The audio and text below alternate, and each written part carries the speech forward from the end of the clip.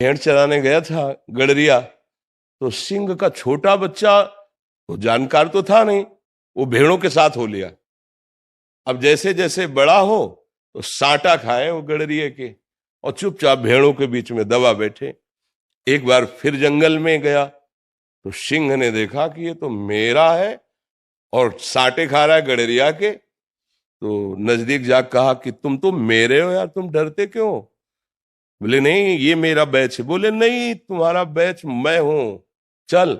और एक तालाब में दिखाया, देख मेरा तेरा चेहरा एक है ना। बोले हाँ। बोले मैं सिंह हूं, संपूर्ण वन मेरी एक दहाड़ से कांपता है, और तू मेरा बच्चा है, मेरा अंश है, और तू भेड़ों के बीच में रह रहा है, तू डरता है। देख मैं जैसे दहाड़ मार रहा हूं, मार। मारी दहाड़, जे ही बोले है ना एक। बोले हाँ। अब बोले उन भेड़ों के बीच में जाके तू दहाड़ मार, न भेड़ टिकी न गड़ेरिया टिका, सब भाग गए। वही हालत नीली लोगों की हो रही। भगवान का सच्चिदानंद अंश हो करके काम क्रोध लोभ मोह मद रूपी भेड़ों के बीच में हम पल करके ऐसा लगता है मैं इसके बिना जी नहीं सकता, मैं इसके बिना जी नहीं सकता। अरे तू दहाड़ मार, अविनाशी का अविनाशी बच्चा है।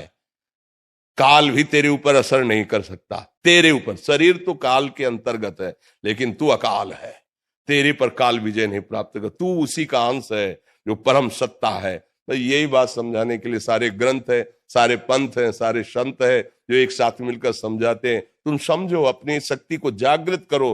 तुम महान के बच्चे हो, कोई साधारण नहीं हो। हम लोग फंस गए, छोटे छोटे नशा नहीं छोड़ सकते, गंदी बातें नहीं छोड़ सकते। कैसी बात करते हो?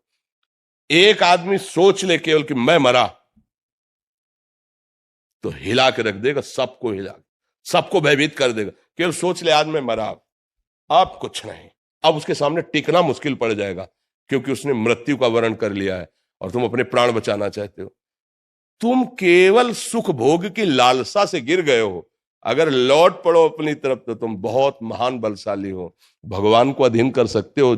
और क्या बात है? हम प्रेम के द्वारा, भजन के द्वारा अजित भगवान को अधीन कर सकते हैं। इसलिए नाम जप कीजिए और धर्माचरण से चलिए, तभी नाम जप प्रकाश लाता है। गंदे आचरण करने वाला वर्तमान में, पूर्व में गंदे किए हैं और नाम जब शुरू कर दिया वो महात्मा हो जाएगा, लेकिन वर्तमान में भगवान के विरुद्ध आचरण करे, धर्म के विरुद्ध, गुरुवाणी के विरुद्ध आचरण करे और सोचे कि फिर तो बड़ा गड़बड़ हो जाएगा। फिर औषधि पारो तो परहेज से रहो, अभी भवरोग ठीक हो जाएगा। जो नाम मिला है उसको प्रकाशित करने के लिए गंदे आचरण नहीं होने चाहिए, पापाचरण नहीं होना चाहिए। पापाचरण, गंदा आचरण किसे कहते हैं? जिसे शास्त्र मना करते हैं, जिसे संत जन मना करते हैं। फिर नाम अपने आप प्रकाशित होता जाएगा, किसी से पूछने की जरूरत नहीं पड़ेगी, न राह की और ना आनंद की। दोनों चीज आपको दिखाई दी, ये राह है और ये इसका आनंद स्वयं में अनुभव में आएगा। सविता जुनेजा जी। राधा वल्लभ श्रीहरिवंश। गुरुदेव भगवान, आपके चरणों में कोटि कोटि प्रणाम। महाराज जी, कर्म और प्रारब्ध में हमें ऐसा लगता है कि प्रारब्ध का पलड़ा ज्यादा भारी रहता है। हम सत्कर्म करते हुए अध्यात्म की तरफ बढ़ना तो चाहते हैं, मगर हमें ऐसा लगता है कि प्रारब्ध वश प्रारब्ध है क्या चीज अभी आपको पता नहीं है, इसीलिए आप उसके पलड़े पर बहुत जोर दे रहे हैं। पूर्व का किया हुआ कर्म ही तो प्रारब्ध होना है। प्रारब्ध कोई देवता है क्या?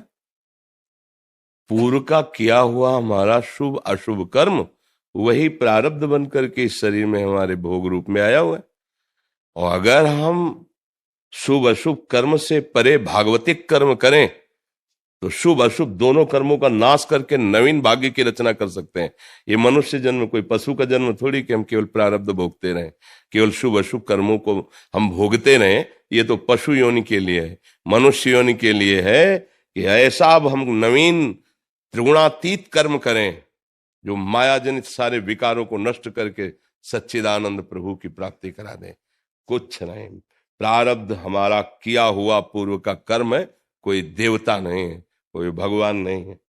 प्रारब्ध को अगर बलिष्ठ मानेंगे तो हमारे अंदर कायरता आ जाएगी, बिल्कुल ये स्वीकार नहीं करना।